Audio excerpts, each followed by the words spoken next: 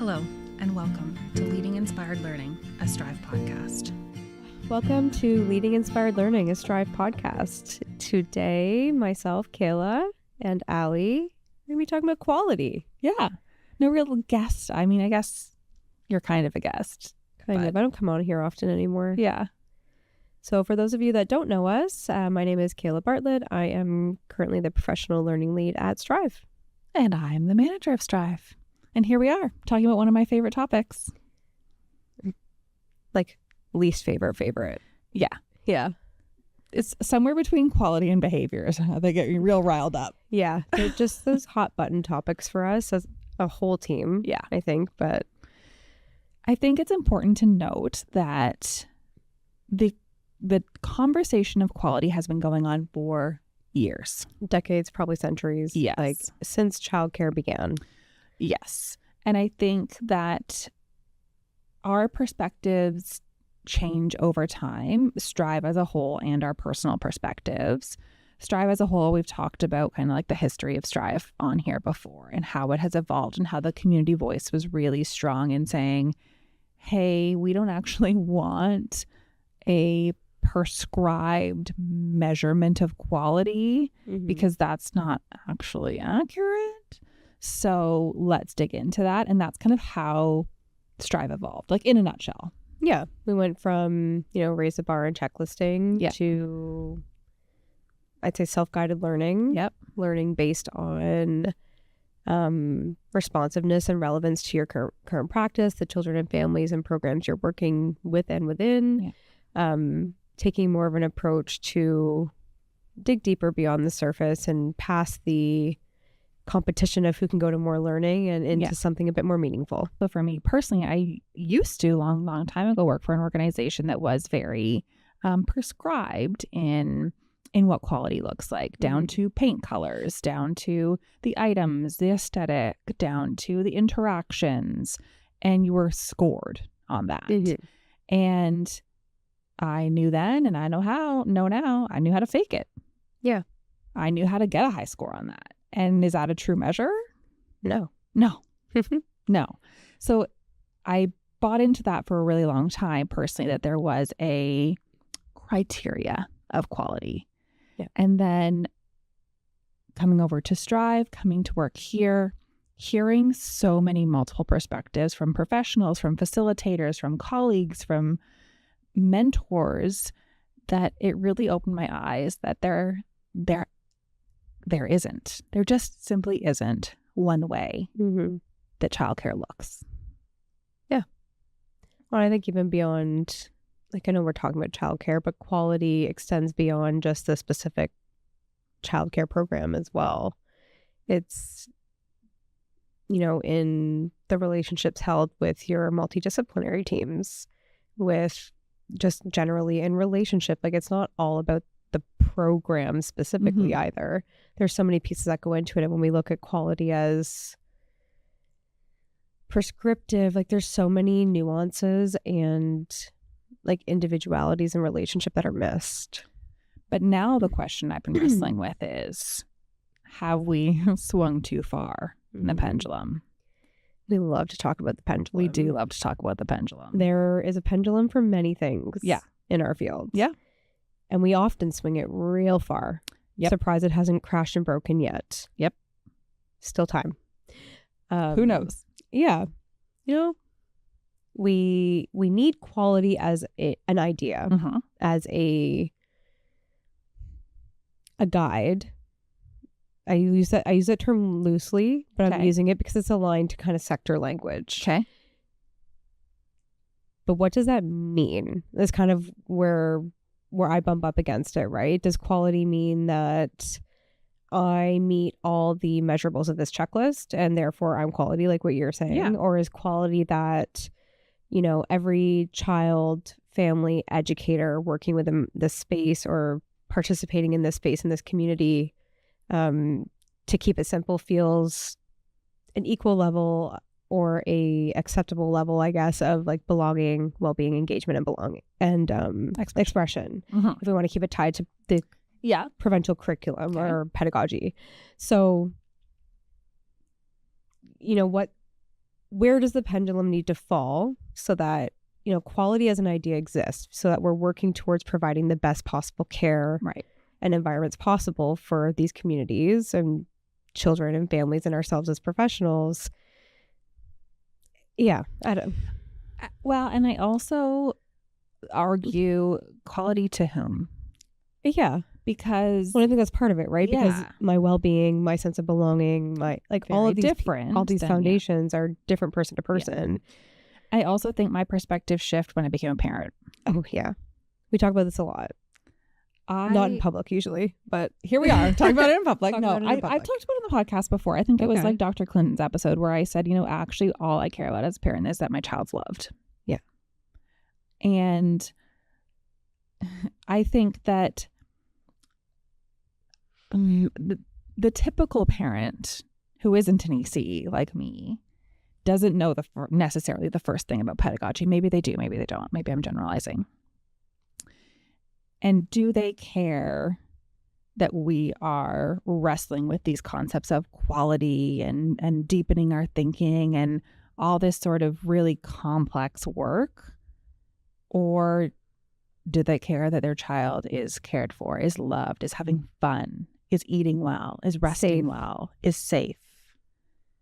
Like, I think that's where it comes from, right? So quality as a checklist is very digestible for the public.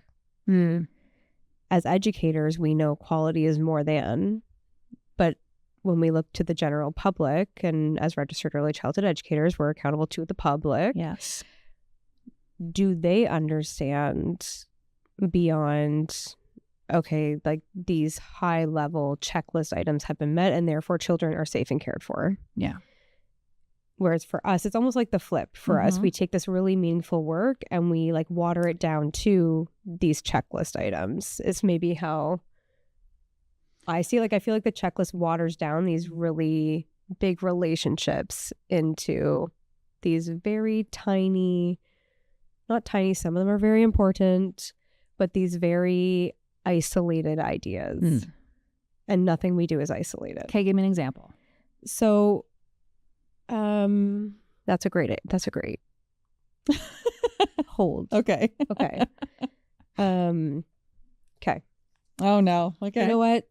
Okay, so for some context, we recently participated in a full day thinking session. Actually, it was called a thinking series, I believe, around the idea of quality and what that means and how we might think about quality differently and meaning making and some of these, you know, more pedagogical ways to approach quality. And one of the activities at that day was to, you know, take these isolated prompts and kind of dissect them as they relate to quality statements versus meaning making statements. And we've kind of been rumbling with that ever since, because really, like, anything can be meaningful. It just depends on your own perspective, interpretation, and actioning on something.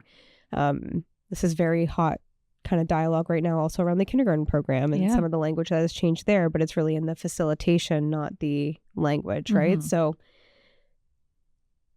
my example, this is technically a quality statement. Okay.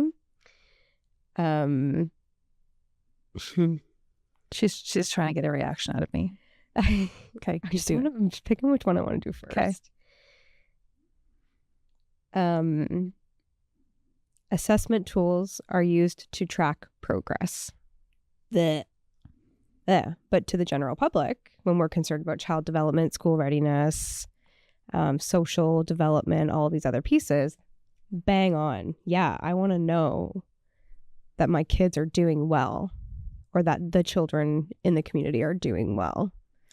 But as educators, when we can dig into that a little deeper, we see overarchingly, like, this one little checklist, it's like an iceberg, right? Like, this one item on the checklist in isolation is like dangerous. But when we take into consideration like a concept of a responsive pedagogical relationship based process, there can be room for this to exist, not for every situation, every child, but that can be part of a quality program for a child, depending on context. Okay, so my brain went two places immediately. I know. One was like, obviously, like, ugh, no. Like, I am anti-standardized testing. I know. That's why I chose that one. I hate that concept of school readiness. Like, I hate these kindergarten ready, get ready for kindergarten programs. Like, it drive me crazy because it's too developmentalist for me. Mm-hmm. And I'm not saying I'm anti-developmentalist, but I'm not. I'm somewhere in the middle. Yeah. But then as you're talking, my brain went to, now that my son is in kindergarten, mm-hmm. I look forward to a report card. Yeah, I want to know what's up. Yeah. Yeah. I want to know where he stands in his learning. But how they write about that is where it's meaningful or not, right? Yeah. Like kindergarten report cards are very different. If you don't have a child in kindergarten, you get basically like a written summary. A written summary for each learning. Yeah, there's category. no like grading or anything. Yeah.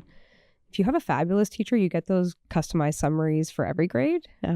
Shout out to my sister who writes customized feedback for every one of her students. Love that for them. But yeah, that's the point, right? Like, yeah, there's a pendulum. Yeah. And there's two kind of things bumping up against each other. It's like, yeah, I really want to know that. I want to know my kid's smart. Yeah. And I know he's doing well. Yeah. And something like an assessment makes it very easy for people to understand and see what typical, air quotes, for anyone's doing audio, not video, what typical progress and development looks like. Mm-hmm.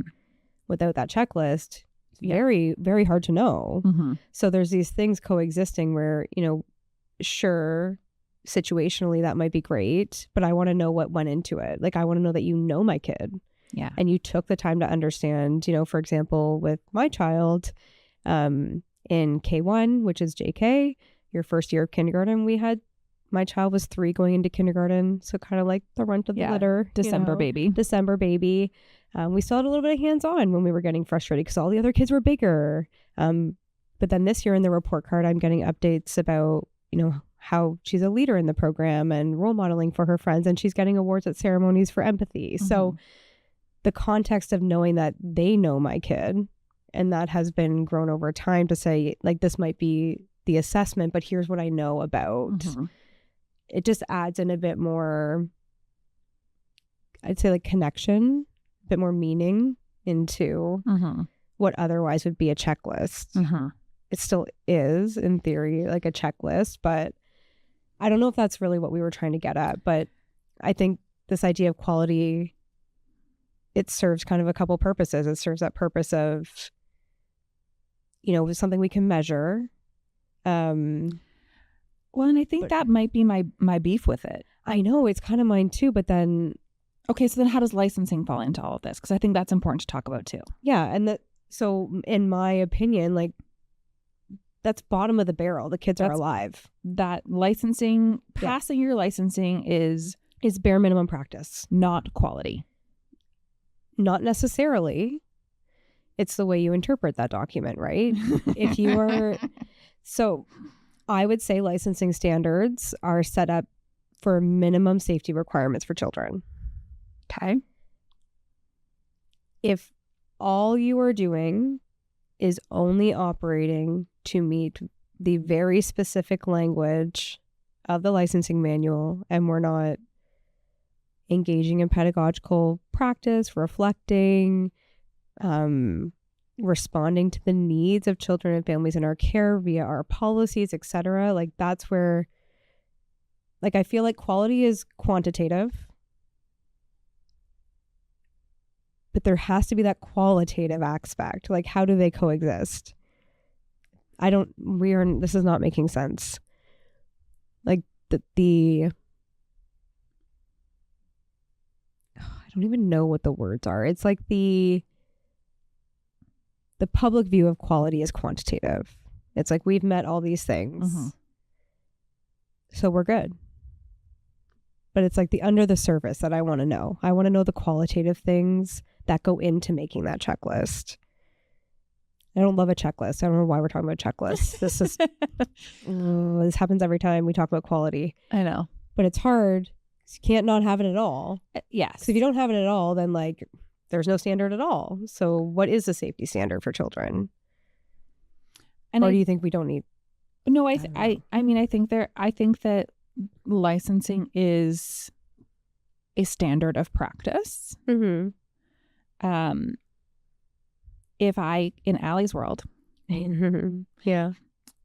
licensing requirements would look differently, and your bare minimum licensing would be considered quality.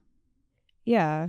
And I think that, honestly, if I never hear the word quality again, I'm cool with that, because it's lost all but then meaning. I don't want to hear effective practice, No, standards of excellence, meaning none of that. making. I don't want to hear any of them. I agree. But I also think that right now we're saying, okay, I think the general public is thinking, okay, licensing is quality, so we're offering a high quality program.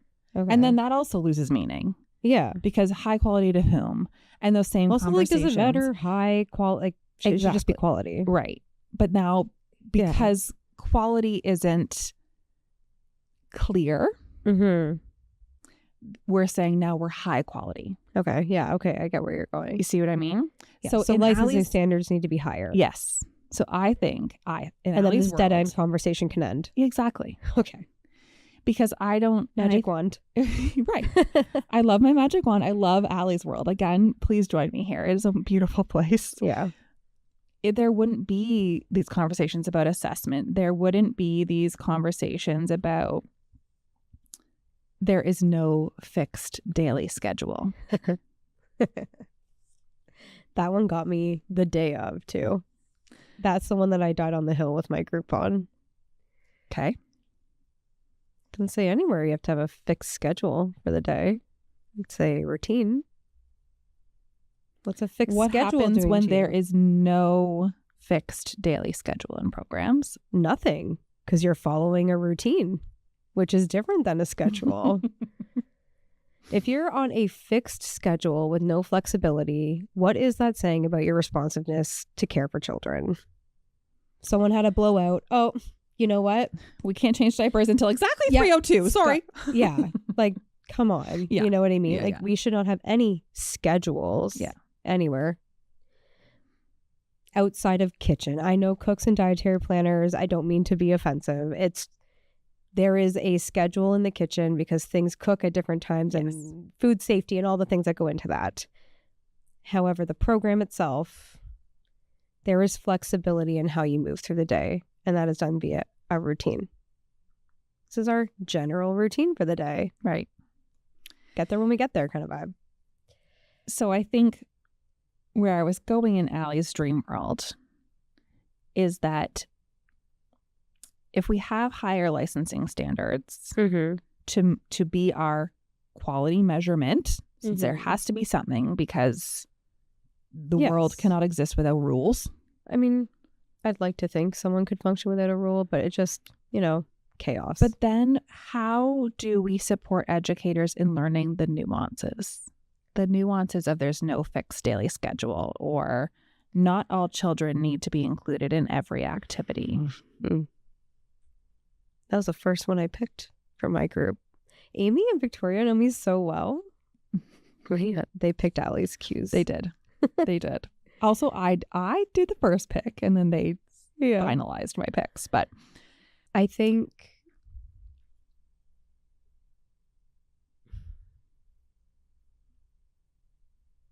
I don't think we can.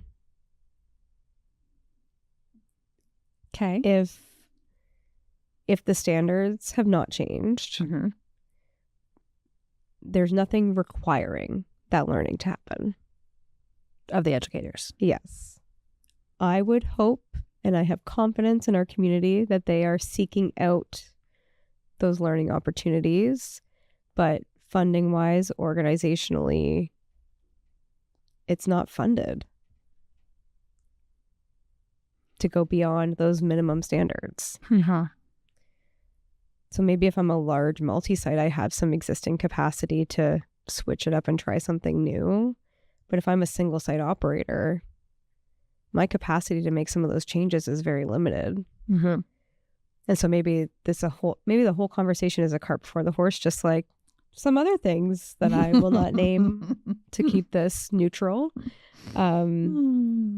But maybe this conversation starts in a different place than in an advocacy place. Rather than putting that, I don't want to say burden, like putting that onus on the educator to do that when it should just be existing.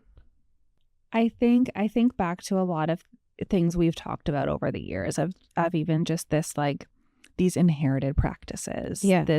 We've done this way because that's how we've done it for the last 20 years mentality of, oh, the good old days when this worked really well. Yeah. And I think that, again, if we could change licensing standards, if we could change the base education educators receive before they enter the sector, so that we can all have an understanding of not even so much more the practical piece. It's teaching educators how to be really critical thinkers. Yeah. Teaching them how to question, how to think outside the box, how to respond and from multiple perspectives, to have these kind of more intrinsic ways of change than we're used to. Yeah.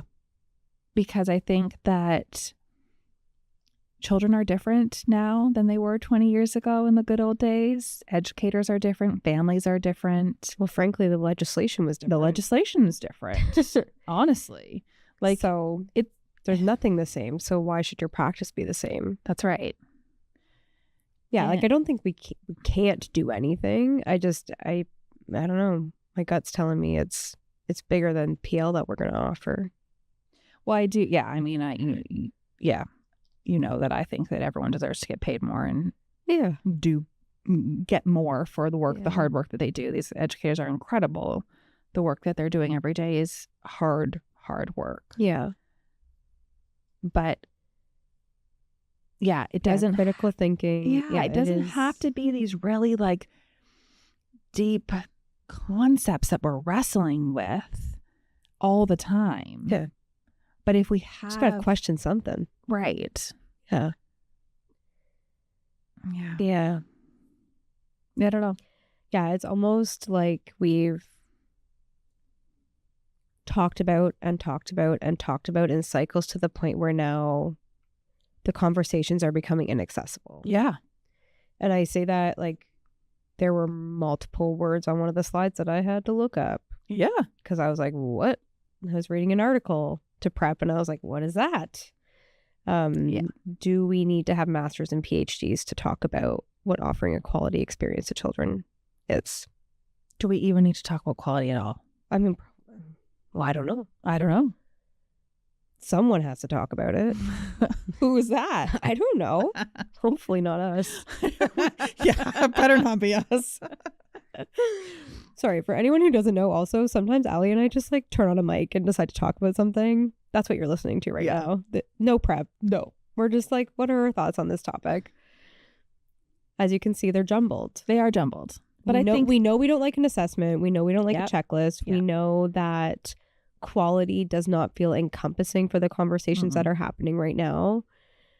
And we know we've kind of been there, done that to the point where now we are, I don't know, it seems like we're like reinventing concepts. What we're doing right now is just sticking new labels on the same idea. Yeah. And it drives me bonkers. And like to even get deeper into that, like we want educators to be critical thinkers, pedagogical thinkers. Yeah. Well, when the term is changing every year, how do you weave a thread, right? Because the conversation about quality versus raise the bar versus center of excellence versus effective practice versus standards of excellence versus meaning making, they're all masking the same concept of quality, but they're trying to say something different each time.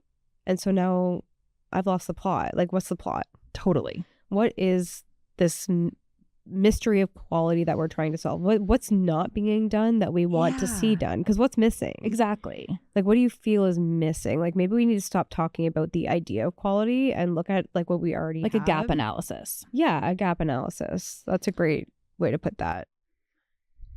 And again, I think we need to think about a gap analysis from multiple perspectives. Yes. Because what my parent hat would say is a gap, Yes. the child might not say is the gap versus the educator versus the director, etc. Like, Yeah. there are so many perspectives to be had. And, okay, can I tell you honestly what I'm thinking about? Do you want to finish your thought though? No. Okay, let's go. Google reviews. Oh my God. No. Not Just no. in the way that, or like Amazon reviews or whatever, in the way that two people can buy the exact same product and write two very different reviews on this product. Yes. And I see it on like the Facebook mom groups or whatever of people being like, any reviews of this center, I just got offered a space. And in the comment section is like wildly different experiences for these families. And I'm not saying we need like a Google review because that would be dangerous. Like, that's not. No, I get what you're saying. But you know what I mean? Like, we need the feedback from educators working in the system. Yes. We need feedback from like the organization too, like the actual business owner. Yeah. From the families accessing, and like all the families accessing for your center, not just, oh, I really like you, one or two of you. What feedback do you have? Yes. Can't cherry pick your responses. No. We need children's perspectives. That is very hard work. It is. To do ethically, but it's been done. It's been done provincially here before. I'm thinking to the Charter of Rights. The Hamilton. Yeah. That was developed in Hamilton. It's public opinion as well. Yeah. Like people on the periphery who may not be actually accessing, but are still taxpayers, but or maybe they have a family member whose child is accessing. Yeah. There's so many different groups of people, perspectives, I guess, to be captured. And and then what? We collect all these perspectives. Then what do we do with for the gap analysis? Though I don't want to know just like your highs. No, I want to know your gaps. Yeah, I need the highs and lows, and then I don't know what the next step is. I'm not a reader. I don't know. We approach it like how we did community animator. We did community engagement, and then from there we developed a report. As one does, you develop a report on said research because we love a lot of paper. We sure do. We love to read. Yeah, we love to read, and people love to see statistics. Yep. So we're going to research. We're going to compare to other countries, frankly, other provinces, what they're doing, how their experiences might be going, and all these pretty little pieces of data. We look at our licensing manual, and we look at like, okay, here's our gap. Here are XYZ number of very specific lines of legislation that address that gap. How can we close the gap by changing that language? Or lessen the gap? Hasn't this been done? I don't know. I don't know. But as you're reminiscing about it, like, it's always been done that way. Like, Day Nurseries Act is gone. Yeah. CCEYA is here. I feel like it's been done, but does it continue to evolve as society continues to evolve? Okay, here's where my other thought is going. Okay. Oh, this is so embarrassing for us, this episode. No, it's embarrassing for me, actually. I'm having like a real brain failure in this conversation. No, I like where your brain is. That's why I keep adding new things to it to see what happens to your brain. Get me frazzled. Okay, so again, in Allie's dream world, okay, childcare would be as accessible and available as school. Yes. So if you started school, I'm saying in quotes, yes, from the time your parent caregiver went back to work. Okay. Everyone had access. It was free, available. Would it be better or worse for the quality of care for children? I don't think it makes a difference. School is free to access and quality varies school to school. Right. So, but that's tracked too. Like, they're tracking that. But they're tracking it through like primarily assessment. Yeah. The school rating scales are based on like student academic success.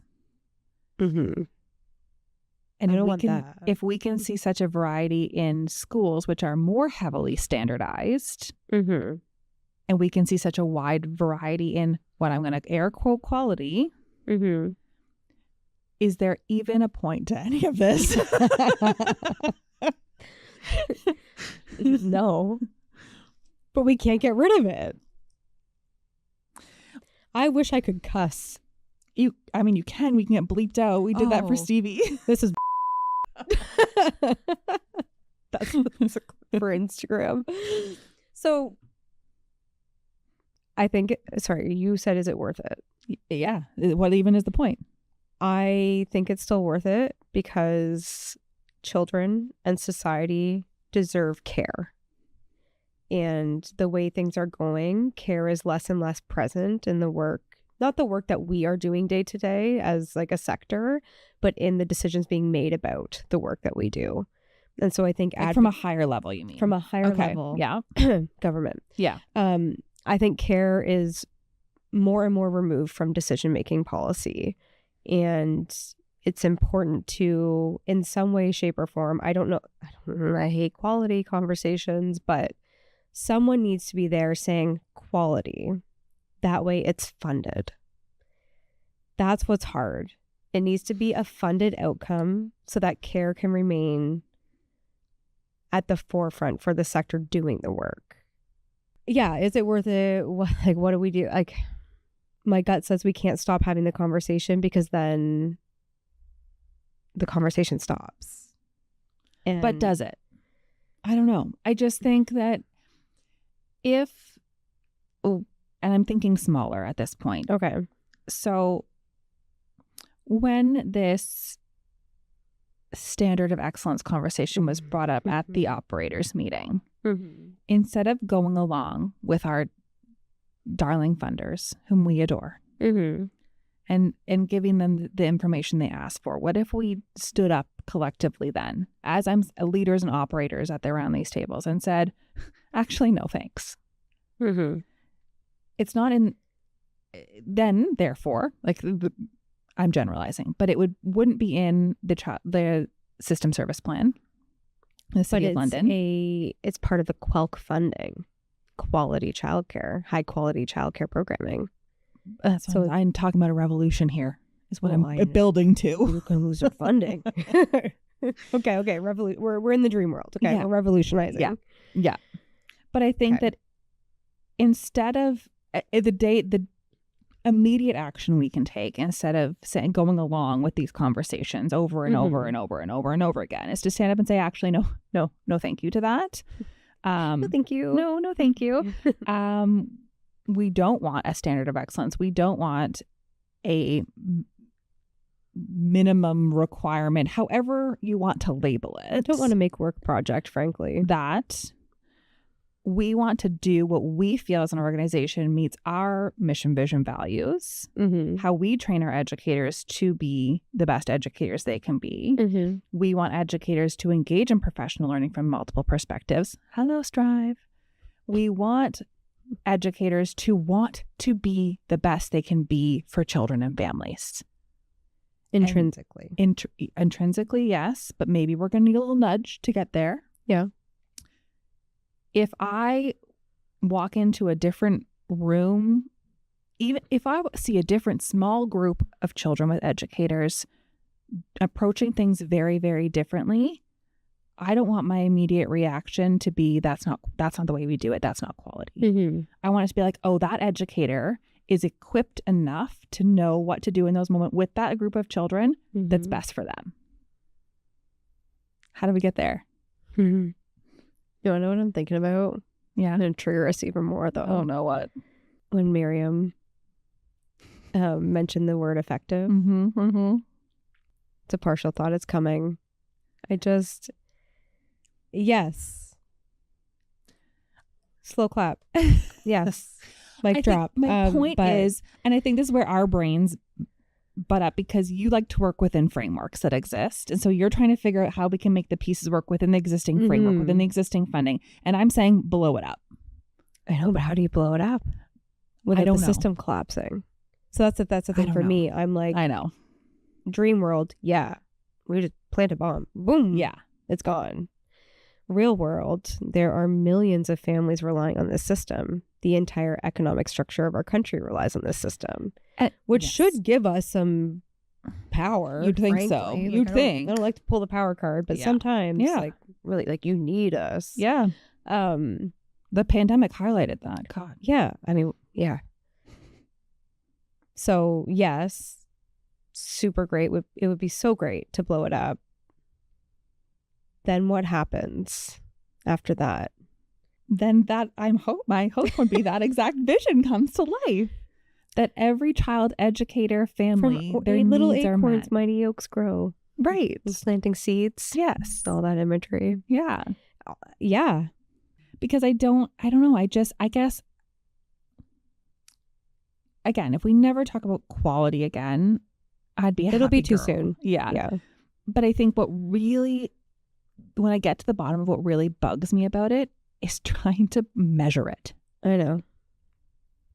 If we stop trying to measure it, if we stop trying to standardize it, if we stop trying to put it in a list or a checkbox or however, a framework, any of these words that mean the same thing, and we just let empower educators to be the best they can be for the children and families in their care, that includes PL. Mm-hmm.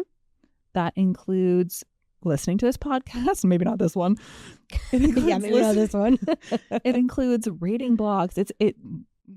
Filling your feed, whatever that feed may be, with things that make you better for the children and families, because that's what you care about. That's why you started this job in the first place. Mm-hmm. Then that's quality. Mm-hmm. Can we stop talking about it yet?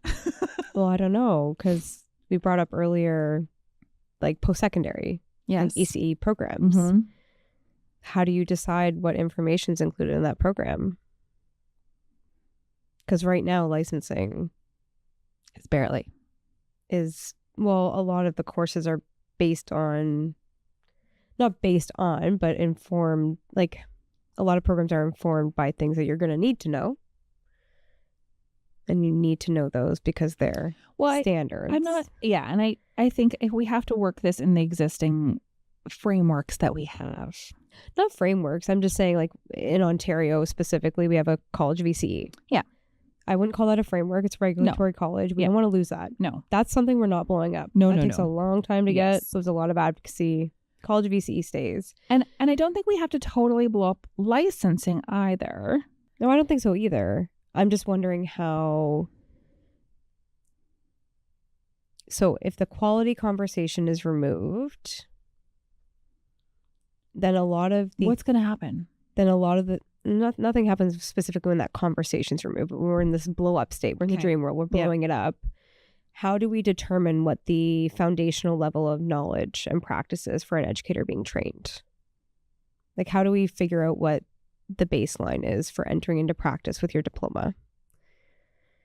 I don't think, I mean, I think you can always learn, and that's the thing, that you aren't ever going, no matter what the college program provides, you're never going to leave a college program and I know everything, because that's just not the reality. No. You haven't lived it yet. You don't know. You continue to live and grow and learn through your entire career. Mm-hmm. In every conversation that you have, we're learning and growing. So I don't think there's ever like a place to arrive, but is the minimum kind of knowledge base we need before educators enter the field? What does that look like? Yeah, that's what I'm saying. Is that more emphasis on the current licensing requirements? Is it more emphasis on relationship building with children and families? Is it more emphasis on how to set up an invitation and provocation? Mm-hmm. Is it how to document? I don't know. And I guess the connection I'm making there is like, who decides what's important? Like these are things that you value. Right. Right. Right. That's in a quality program. You would assume there's relationship building. There's invitations to play. There's adherence to licensing. Yep. Those are 3 pieces that make up. And for you like an aesthetic. I do. So those are 4 things for you that feel seemingly non-negotiable. Right. The care of your children. Yeah. on top of they feel loved and are having fun. Yeah. So who decides? That's the issue with the conversation. But I don't think it is our decision. I think it's the family's decision. I know. That's why it's a dead end conversation. Yeah, I'm it is. pissed now. Feel like, what is it, that the snake that eats itself? Yeah. Well, okay. So then the other big problem with this is that if I'm a family and I want to decide what the best care is for my child. Well, I can't do that because the wait lists are 3 years anyway.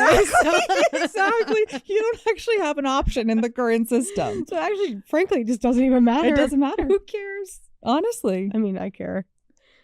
Cried a little bit when I didn't get to choose. Yeah. Yeah. I mean, I did choose. Well, I just forced myself on the center I wanted them at until they couldn't say no to me. Yeah. But yeah, parents don't have a choice right now. No. And so it's even more pointless conversation. Exactly. There are more advocacy conversations to be had here. Because if we want that scenario I dreamed with that educator and the group of children and it being unique to those children, the educator needs to get paid well. Yeah. The educator needs to have health benefits and insurance and an RSP and all the things they deserve to have. To be well. And stable, to be regulated. Exactly. Children. That's actually the quality conversation. Is we can't provide quality care because we're so dysregulated. Yes. So there's that advocacy. And then there's also the advocacy of okay, if we are going to have that scenario and this educator works for this organization because it's a values match. Yeah. That organization represents, let's say, the aesthetic.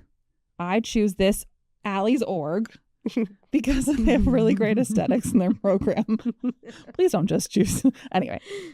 But hey, maybe that's their most important thing to them. Maybe. The family doesn't actually get a choice right now. So the other advocacy side of things is back to that schoolification, for lack of a better word, of having guaranteed access to early childhood education to all families from the time they need it. The word is accessibility. Yes. That word. Yeah. One of the service system plan pillars. Right. So accessibility can stay. Standards of excellence can go. Take notes. Just kidding. We love you all. Yeah, please fund us. We have the best team at the city. We have said these things to their face before. Yes. This is not the first time. No. And we're just joking. But I just think we also need to, if we are going to encourage educators to be critical thinkers, to ask questions, to say no. Yeah. Which we can do. Yeah. We can do. You can say no to things. But the leaders and operators also need to do that. Yeah. And no one's saying no to the funder because why would you seem silly? Mm-hmm. But I mean, I say no to them all the time. I say no more than you do. I say, why are you doing it this way? Often. Yeah. But it's hard. And it's not, for the last 20 years ago, that's not how things were done. Yeah. I don't know. I think there's basically advocacy. I mean, quality out, advocacy in. Characteristics of white supremacy culture everywhere. Right? Too deep into my own work lately. That's all I see. I don't think we got anywhere. I don't think so either. Do you want to hear the other two that I picked for you? Tell you mine too. Okay. Learning cannot always be documented. Okay. That's a take.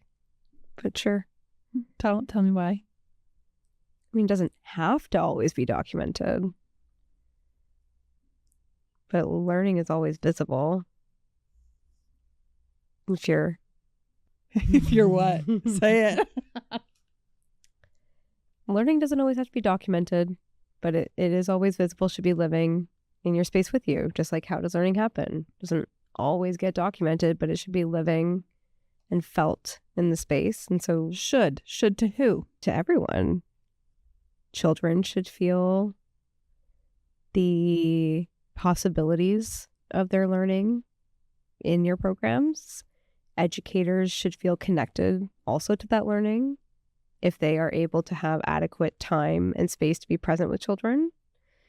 Families should be able to notice in their children changes over time, or if they're not able to, have a strong relationship with educators so that they can learn about that. Mm-hmm. Typically, children will express about their learning. I don't know. I just, hot take. Okay. I don't know. Okay. Different children are treated differently based on context. Oh, I almost chose that one for you. Like, yes and no, obviously. Like, different children have different needs. So, yeah, Yeah. they may be treated differently. But, like, in the sense that, like, they might have different accommodations or routines in the program, but everyone should be getting the same treatment in terms of care. Right. So, it's like a double edge. Yeah? I don't know. That's kind of, Yeah. because, like, obviously, like, a child with a feeding tube is going to have a different experience at mealtime than another, but all of them are going to receive the same level of care and love At mealtime. Yeah. Yeah. That's a good example. Okay. Yeah. Okay. Okay. The program can be evaluated using a rating scale.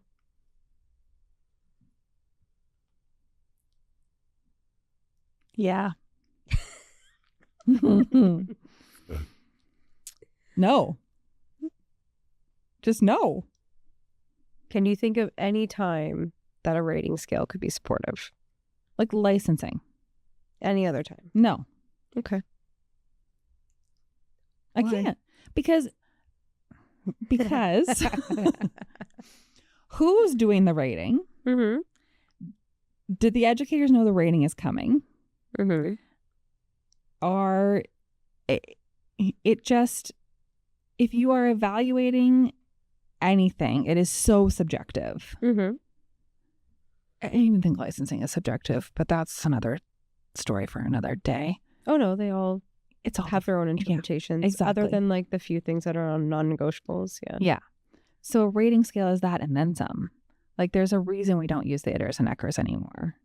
Can you think of a scenario where Itters and Eckers might be supportive? I think at the time they were supportive, Mm-hmm.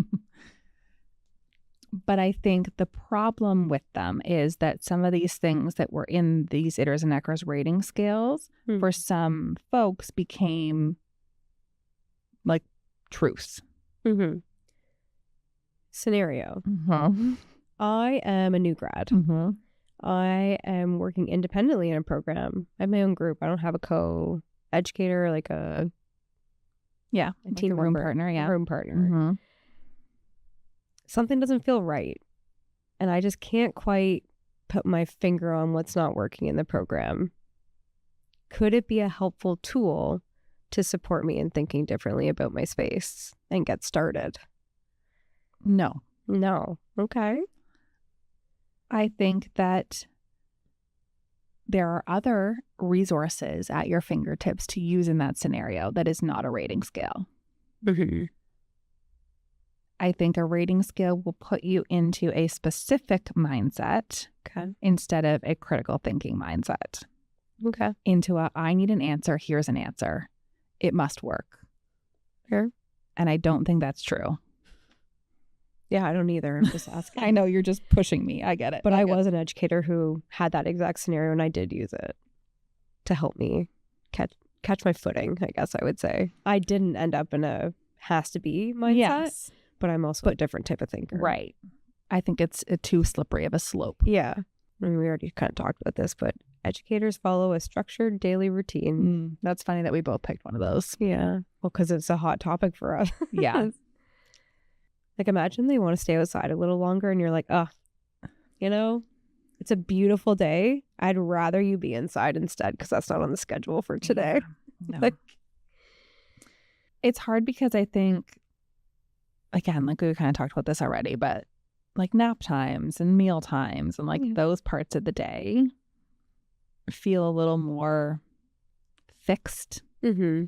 in the routine than the rest of it.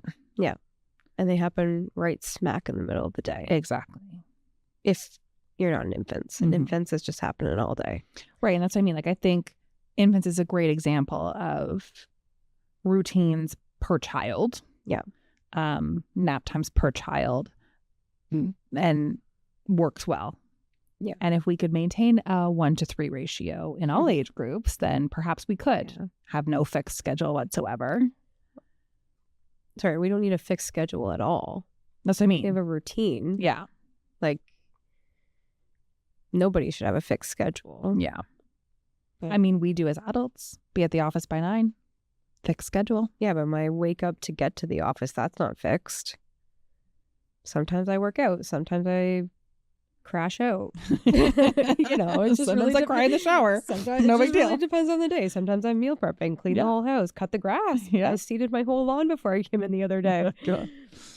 Yeah. So there's a routine. Like my routine is I'm generally at work 9 to 4:30. Yeah. Some days it's different because maybe there's an event that night and I come in a bit later, or I'm crazy and I end up working a 13-hour day. It's a routine Mm-hmm. with a work schedule within it. I guess that's our office arrive and depart time is our meal and nap. Right. Those are our non-negotiables for the day. Yeah. We got to hit those hours. Yeah. But I guess it's more fixed. I don't know. Yeah.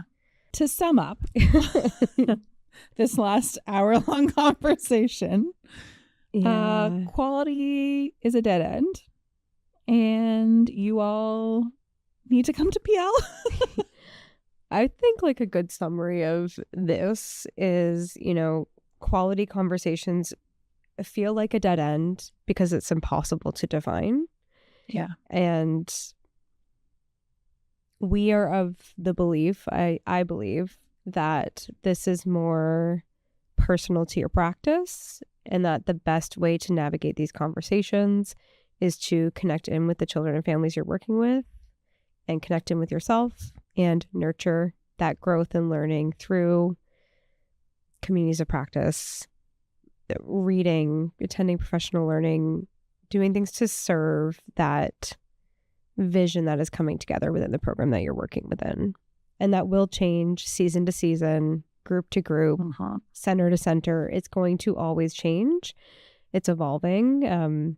Maybe rather than beating this conversation into the ground even further, we just shift to focusing on our circle of control and influence. What can we control? What can we change? What possibilities exist within your specific programs? And unfortunately, I know we all would love a quick fix. Unless we blow it up. There's no quick fix. Yeah. No. There isn't a prescribed answer to what you're doing in your program. Like you have to navigate it. You have to feel it out. You have to try. Yeah. No one knows those children and the situation better than you as the educator. I also feel like it's important to give a gentle reassurance that if your program doesn't look like Reggio Emilia, that's okay. That's on purpose. Yeah. We are not in Reggio Emilia. We can never be. We can be inspired by. Yeah. And I think because Reggio is mentioned in licensing, we see a lot of Reggio copycats. I don't even like copycat. I just like a lot of people trying to do it yeah, here, and it's frankly just not possible culturally. It is not we're not possible in Canada. Our climate alone makes it less accessible. So I think bless and release that pressure of being Reggio Emilia. You can be inspired by the bravery of their thinking and the intentionality in their practice and how they form community and use it to influence how you operate in your own programs. But it is 150% okay if your program does not look like the Atelier in Reggio Emilia. Yes. It is absolutely okay if you look unique. Yeah. And you should look unique because quality is individual. And so every program should be different. And difference doesn't mean bad or good. It means different. Well, and in my mind, if you're doing something different, you're doing something right by those children. Yes. And that's, as a parent, that's a quality indicator. Exactly. No more quality. Can we never speak about this again, please? Yeah. Okay. So I don't even know. Yeah. That might be the Thanks end. for tuning in to our TED Talk. Our unhinged thinkings. But again, that's the point of the podcast, right? We wanted to lift the Yeah. veil on the conversations we're having in the community and we're a part of, and we want to, we don't have the answer. No. And this is how, like, it's a little bit of behind the scenes. This is how we think. Our collective team of currently 12 people, this is how we think together. We all have different perspectives, different opinions, different experiences, and we do this. Yep. And our team meetings end up being Hours. almost and all hours of and hours. Mondays. Every Monday is where we do our deep think. We back and forth Yeah. on things all day, and it's a really important skill to get comfortable in like knowing yourself enough to know what you value and what you would advocate or stand for, and being able to have a productive conflict, like a productive conversation about it. I don't want to say we're in conflict at Strive. No. Because there's such a negative. And I wouldn't say it's conflict at all. I would say hopefully we've nurtured a team culture where we can It's like a push productive each other. dialogue to like disagree. Exactly. And luckily for me, no one on my team has a problem saying no to me. No, none. None. I've done something right. Yeah. It's good. Yeah, like have those hard conversations, really think about it. And if you don't agree, that's okay. That is okay. Because you all come from somewhere different. And so your vision of what your program should look like will be different. Use the children and families to connect you in, to weave threads between your visions and bring that to life.